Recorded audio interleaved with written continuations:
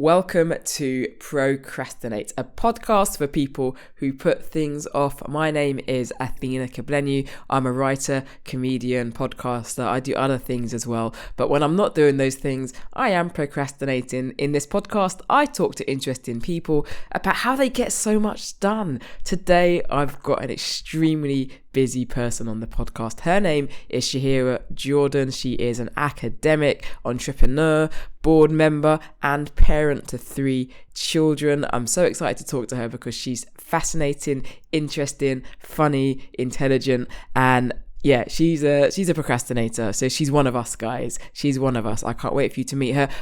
Do have to apologize.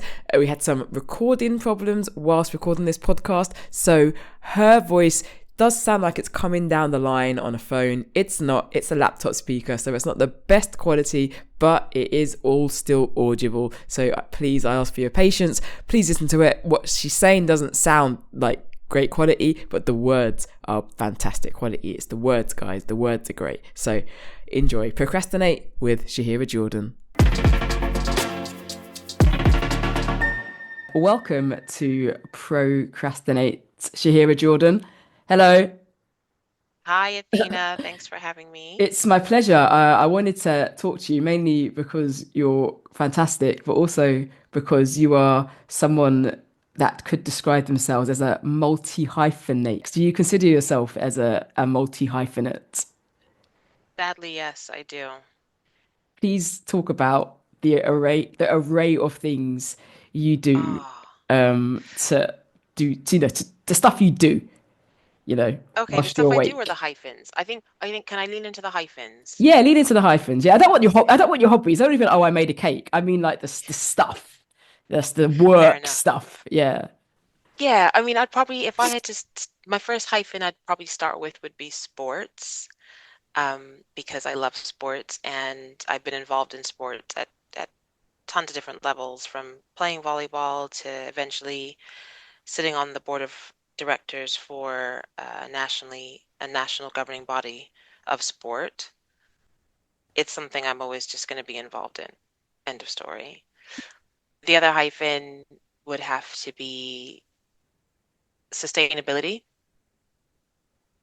I, I'd even go so far as to say I'd niche it down to inclusive sustainability. And that's been something that's been kind of core to what I do and what I think about for at least the last 5 years, if not longer than that. And for me, that's really about just kind of decentering yourself from sustainability policy interventions and remembering that, like, it's not just Westerners who are impacted, and it's not just Westerners who have solutions. Like, everything needs to take into account, like, the whole world. Um, I think another hyphen that would be communications generally. I love the power of communications. I love all the interesting things that can influence the way that a conversation goes or how a concept is received, and just the psychology behind how to communicate with people. What other hyphens are there? What other hyphens do you remember about me when we used to work together? Transport. Um. Transport's another major hyphen for me. Yeah. That kind of links into Yeah. sustainability. And I know academia because I've known you for quite a long time, and from when before you started your PhD, and obviously to gaining your PhD, and up until very recently, you before your most recent job, I knew you as an academic working at university. So that's one of the things, Yeah. academia. Yeah, Yeah. academia is another one. And again, not just the kind of straightforward route. I have to admit, some of the things I've been doing recently is kind of helping other PhD students navigate themselves throughout that PhD process, because it's just so different to the master's processes and undergrads. So yeah, there's a lot of strings to my bow. Okay, so how much of you doing all these different things is you genuinely desiring to have these things as part of your LinkedIn profile, and how much of it is procrastination? Ooh. I come in with the hard questions on this podcast. This is like mastermind, but for creatives. Sustainability, that's the one I think would be something I should be talking about a lot more on LinkedIn. Um, the sport, like I said, sports is going to be in my life no matter what. Whether I talk about it on LinkedIn, whether I don't talk about it, I'm doing that anyway. So I think I missed the whole point of your question though. Can you repeat Yeah, your well, question again? it's more like, would you Yep. describe yourself as a procrastinator, or do you just love the diversity? Do you just love diversity in your working life? So I'm going to say both because because I can be a procrastinator. And as a matter of fact, when we first talked about doing this, there was one vice that popped into my mind straight away that can take a massive chunk out of my day if I'm not careful. And because we're friends, I'm going to share with you what it is, but don't judge me. Have you ever heard of a game called Gardenscapes? No, but I think I can imagine what it is. I can imagine. Have you got to grow cabbages and water your garden and, do all that kind of stuff? Look, I I c don't even know what behavior change crack they put into that game, but I'm embarrassed to tell you what level I'm on. Like it's just, and I love the fact that they cap how many times you can lose a game, as if they say like after you've lost 5 times, go away, put it down. You shouldn't be here. If they didn't do that, I probably would have procrastinated quite a bit. Yeah, it's something I'm actually very, very, very conscious of. But I was gonna say on the flip side of that, I have to admit that the idea of me doing just one thing, it's counterintuitive to me. I Yeah. just kind of feel like I enjoy having different interests and different things, but I do think there's a golden thread that kind of runs through all of those things. So it isn't necessarily that different, if you know what I mean. Just like different Yeah. manifestations. It's like we label it procrastination. It's a bit more like I think when you're someone who does have a lot of thoughts and ambitions running through your mind at any one given time, Mm. I think the escapism gives you a second to exhale. Yes. Yeah. That's really interesting. That Because like explains. one thing I've noticed is if I don't write my to-do list out either the night before or like first thing in the morning, that's it. My day pretty much doesn't get done in the way that it should get done. Like I have to be very strict. And then the other thing I've had to do to like avoid procrastination is when I write my to-do list, I have to write it in clusters. So it has to be like, okay, don't laugh, like personal admin or home admin. Is there a haircut that I need to book for a child? Is there, do you know what I mean? So there's like the personal admin, then there might be like the sustainability stuff, then there might be something to do with wrestling, but I literally have to put them in bubbles, my to-do list, and then tick through the list in the little bubbles because that's how I wake up and I think, oh, I've got to do. And guess what? Gardenscapes is just eat. You just open up the app and all the little colors, they just pop out of the screen and you just tap, tap, tap, tap, tap. And now I don't have to think about all the bubbles with the to-do list within the bubbles that I need to tick through because the app just is like, no, come, So it's play, escapism. relax. It's escapism. Yes. Yeah. So Yeah. I don't want to be like an asshole because it always sounds arsehole when we say stuff like this. But this year, I have decided to kind of like really get back into reading. And before Mhm. kind of children and before kind of the chaos of being a freelance creative, I used to kind of read quite vociferously. And then I kind of, slowed it down and, I'd be lucky to get through 5 or 6 books a year. So I've said to myself this year, right, 50 to 60 pages a day of a book, standard, without fail, Wow. without question, right? Because that's kind of what I used to do before. Especially when I was like a commuter or when I had like a bit more of my spare time to myself, but also just to catch up on all the books I've got that I haven't read, because obviously they stare at me like there's so menacingly the books I haven't read. It's just it was starting to get too. They were starting to talk to me, and I was like, this is too Okay. much. Anyway, the point I'm making is I think my me time with a book during the day is the same as your me time with this game, and I don't think one is better than the other. By the way, and I'm going somewhere with this, and I Okay. found words to describe it. When I do that, I'm taking my brain for a walk, like a dog, right? I said this to someone who found it hilarious. They said, Athena, this is such a good concept. But I was thought about it. I thought that's exactly what I'm doing.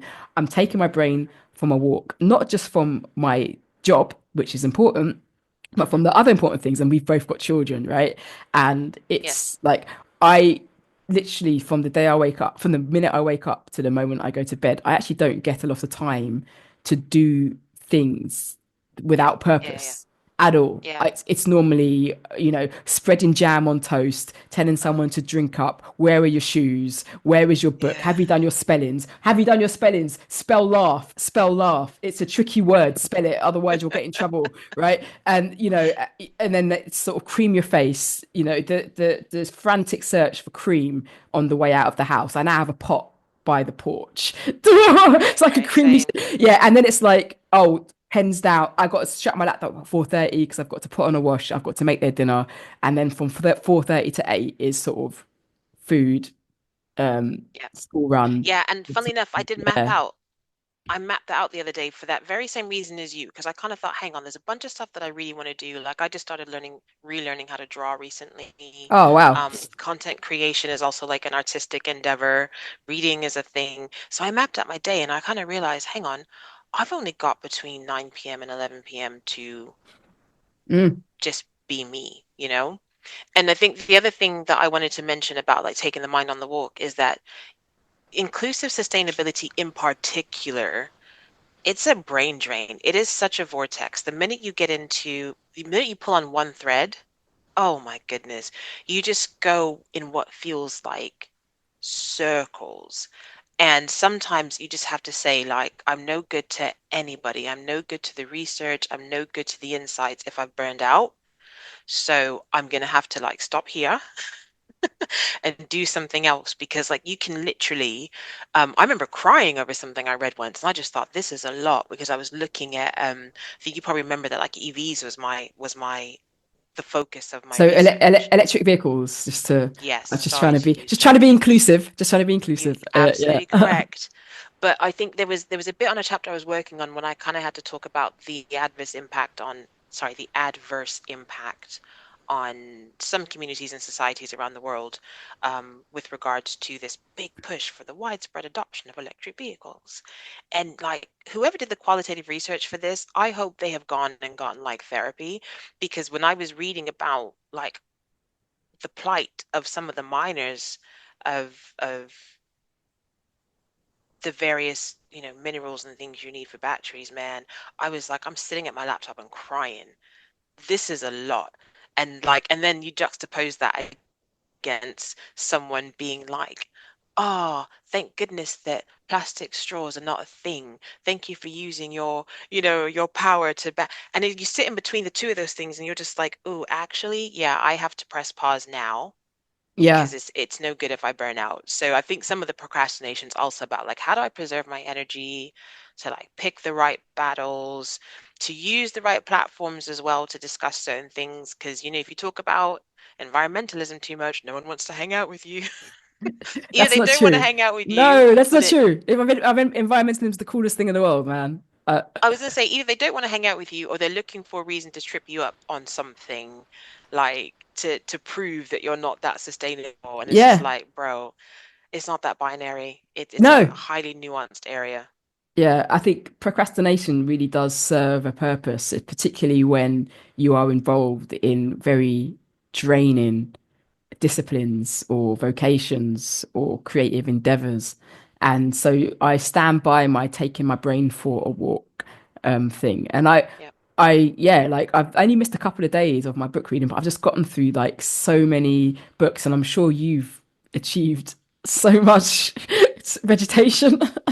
But it's the Yeah, same. I was like the book thing, man. Yeah, it's the Oh, same. It's the same. It has the same results. Like whatever it takes for you to take your brain for a walk, like you should do it. Like we had I spoke to another guest and we both agreed naps were really good. Like if you're like tired, that's a luxury. I'm sorry. have a Even nap. reading books as you're talking, that's a luxury. I have low level jealousy because I still get Goodreads notifications. And I have to admit, I've got two friends who I swear are finishing a book every couple of days. And every time Goodreads tells me about it, I feel a little bit So like a hater. I'm like, I've really? got an opinion on this actually. So first of all, if you do anything like read a book, go for a run, do anything like positive for yourself, and you share it kind of online, like you're doing that for your own accountability purposes. You're doing it a little bit to show off. Let's be real. But it's something that you are able to do and you're choosing to do, and it's not really a bad thing. So I don't want to say to people, stop showing off your achievements, or stop showing off things you're proud of, or stop sharing like these things that you're doing online. However, I do want us all to consider that everything we put out is received by someone else, and it's like, what do we want them to take away from what you're doing? So, and for that, so I personally don't go onto Goodreads and be like, oh, I just read this, I just read that. But if I've read a book that I like, I might text someone and say, you're gonna love this Okay. book. Okay. Or I might kind of buy it for someone. Not in this, I used to buy books for people, not in this economy, but like just, but like I might have a more personal kind of thing. Like yesterday, I did a podcast. It's a history podcast, and they're doing research for their next episode that I'm not writing. But I've just read a great book that would have been great for research. I was like, oh, by the way, like I just read this. This is great. Gotcha. I think what I'm trying to say is like, let's be mindful of our personal successes and what impact they might have on other people. And these good read notifications and stuff, it's sort of like, oh, well done, you read a book, have a biscuit. Like you do get a bit like it's my favorite one is my whole I'm happy to be a grumpy old woman about this, right? A lot of Okay. people Tell me. are filming themselves running now. Okay. So if you are filming yourself running, you're not running. There's about a 20% effort that you're not putting into your run because your arm is out here filming yourself. Right? And I got beef with that. I say this as someone who likes a good old run, right? Because I'm like, Right. how are you you can't it's just not possible. You're what you are running with your arm up in a good way, not in a bad way, but you're running with a so you're not running, are you? Right? Okay, so I So and I have an opinion on that because you asked about okay, content creation, all right. and I think on a personal note, I think content creation is really impactful when you're being authentic, right? Stick with me. Yeah, So for me, anyone who's ever met me, anyone who knows me, anyone who's ever interacted with me, they will know inherently that if I am running and filming it, then I'm on BS. They'll know that. They'll be like, she's on mute. They will know that. Because why? Because I love to run for my mental health. I love to run again to get out of my way. If I have to get out of that beautiful zone that you get into, like, you hit that place when you're running where you have all those like amazing thoughts and insights and ideas, but you're like, I'm Mm. also running and I've got no time to stop and write this down. If I break that to now take my phone out of my little armband to somehow get the record screen up, to then be able to record it. And can I tell you something? I'm not even attractive when I run. I have tried taking even a picture at the end of my run for my No. Strava. My eyes are usually red because somehow like the sunscreen's gotten it. Like it's just not a good look for me. So if any of my friends saw me doing that, they would all call me out. That said, I do think that if you are somebody who is at your core and authentically an exhibitionist, that stuff will resonate. It'll make perfect sense, but I just don't think it's for everybody, and that is me. I am not one of those people who can stop and record myself, right? And also, like, I'm not even that fast. I'm grateful if I shave a couple of seconds off my time. The amount of time that I will lose faffing with this phone, and also, like, we're in London. I'm not risking getting my phone snatched because I need to Listen, show off. I'm sorry. these are all the reasons why I am like, and people, I'm saying this knowing full well I've got friends who do this. I'm called, you all know who you are if you Same. listen to this podcast, Yes. like, and I'm like, and I just sort of don't take it seriously. And I suppose my thing is like, I was running was the only sport, if you can call it sport, that I was ever any good at because you don't have to. There's no skill involved in it, but there's like technique, right? There's running Hmm. technique. Running technique is a thing, and I learned over the years a bit about it. Okay, so it doesn't take a genius to realize that you don't have any running technique if your arms in front of you or to the side filming yourself. But the other thing you can, and you said this yourself, the other thing you can hear when someone's films us running is their cadence, how literally how fast they are, and it's Yep. just like this is a jog. Like I can hear it. Right, it looks fast because your camera's like you can move, but this is just a light. This is light work, right? Anyway, so that's my. I don't even know why we're talking about this anymore. I've I forgotten. have no clue because I suppose Yeah. whoever is listening to this as an avid Filmer of self while running is probably like, yeah, but at least I'm not procrastinating. At So, least, they'd have an at least, argument. yeah, they'd have an argument again. I think we're talking about content creation or something, or just what we talk about taking our brain for a walk. It doesn't matter, but that's my thing. But that's my thing. You mentioned earlier to the to-do list. So I say dreaded to-do list because I've got like Hmm. seven of them. I've got a weekly one. I've got a daily one. I've got one on my phone, which is of no time. It's not time bound. It's just a list of things. I also Yep. have one on my laptop on my notes app. And I have one in my brain that is constantly pinging up at Yep. random things. So I need to get my to-do lists uh, consolidated. But it does work for me, I have to say. It like that There you go. method That's all that matters. does work for me. Do you have any other tips that you integrate into your daily life for managing your often conflicting workloads? So maybe this one is less about workloads, but like I've recently had to be a lot stricter with people about about how we use our social time, i.e., and there's two major culprits. One is phone calls, and the other is WhatsApp voice notes. Okay, Okay. let's start with the phone calls. So with the phone calls, because I know that I've got between 9 and 11 p.m. that's kind of like mine, the sad reality is I had to kind of go, I can't afford to gas on the phone anymore. End of. Like being able to see my life laid out like that was like, yeah, I literally do not have time for conversations that aren't somehow in some way adding to my life in a very constructive way. So if you want to just gas and have a natter, that's a weekend thing. I cannot do that during the week. The other thing is with some friends, I've had to say to them, I am putting an alarm on. When we get to 15 minutes, I'm going to have to go. Now, typically what happens is it will spill over 5 more minutes, but at least me and that person know, like we've been on the phone now for 20 minutes. If we have not achieved what we wanted to do, we have wasted that 20 minutes.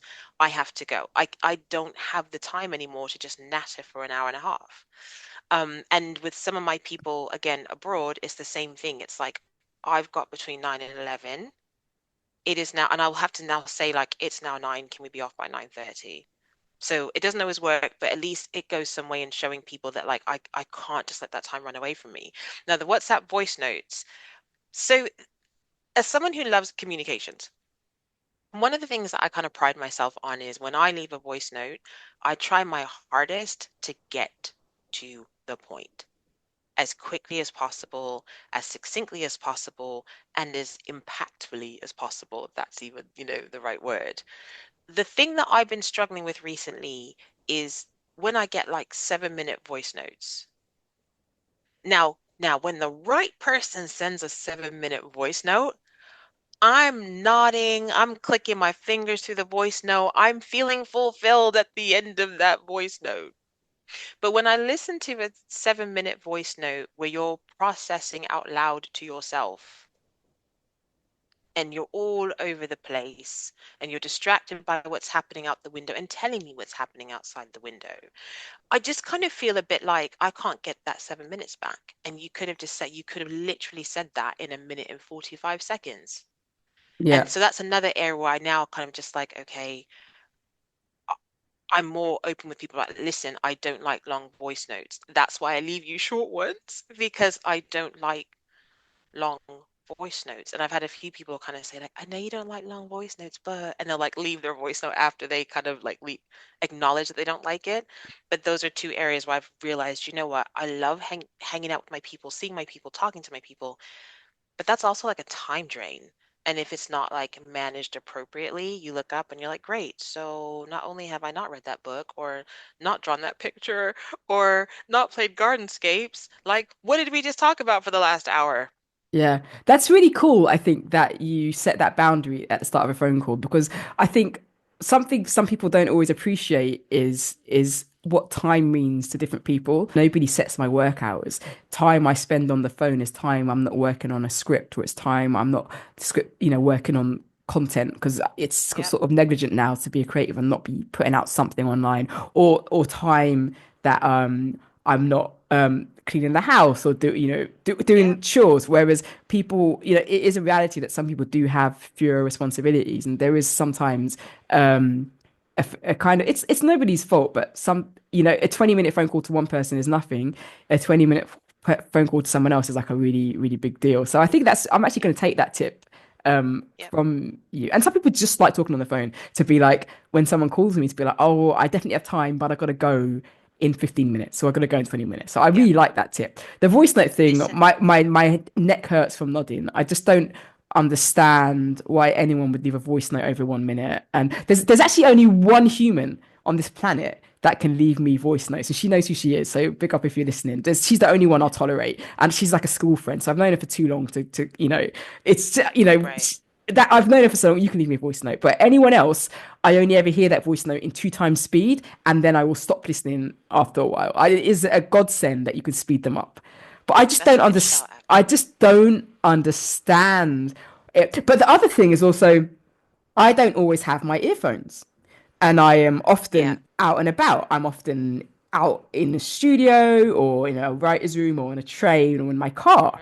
Hmm. Not that I would Hmm. read something in my car as well. So even if you send me a voice note, it will take me a day to find the time to listen to Right. whatever is in it. So not only do I Yeah. not care what it says, it will take me about 24 hours to find out what it says anyway. So I Yeah. sort of find voice notes very impractical, as well as a little bit impractical and a little bit not, the word isn't selfish, It's it's the wrong annoying. word, but it's just impractical Annoying is the and word. annoying. So Yeah. if you want to tell me something, put it in a voice note. Hmm. But if you really, really, really want, if it's that important for me to know, you'll find the time to type it out, because in a voice note, I just might not get to it Yeah.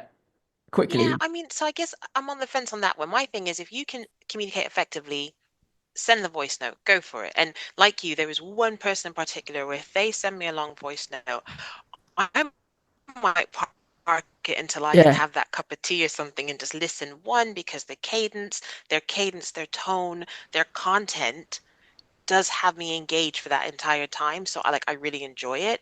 The reason why I'm saying it depends is because sometimes you do need voice to add context to something that's typically flat like a text. And that's why I say if you're going to sit there and think before you pick up that phone and lean on that microphone on your WhatsApp, if you're going to just think to yourself structurally, what does the person listening to this need to know by the end of this message? Okay, what is the key and the biggest takeaway that they need to take from this? And you're clear on that when you open your mouth and you start talking, you will get through that voice note very succinctly.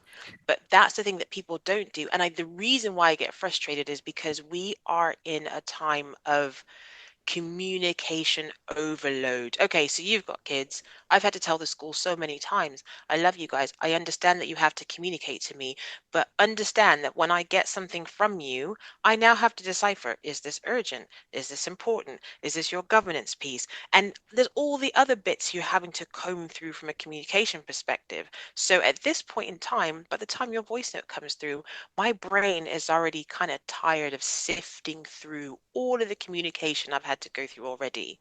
So Mm. cut to the chase, say what you need to say or ask me what you need to ask me. But like 7 minute, I do think, yeah, sorry to interrupt that's you, but I think we are precious about our own time, but sometimes we forget to be precious about other people's time. And it's almost like, if you're taking someone's time, see it as money. Like, you wouldn't take £10 of someone. So would you take 10, 20 minutes of someone? But what I'm taking from this is that everyone has someone in their life who they'll say, oh, you can be my best man or head bridegroom, or you can be my drinking buddy.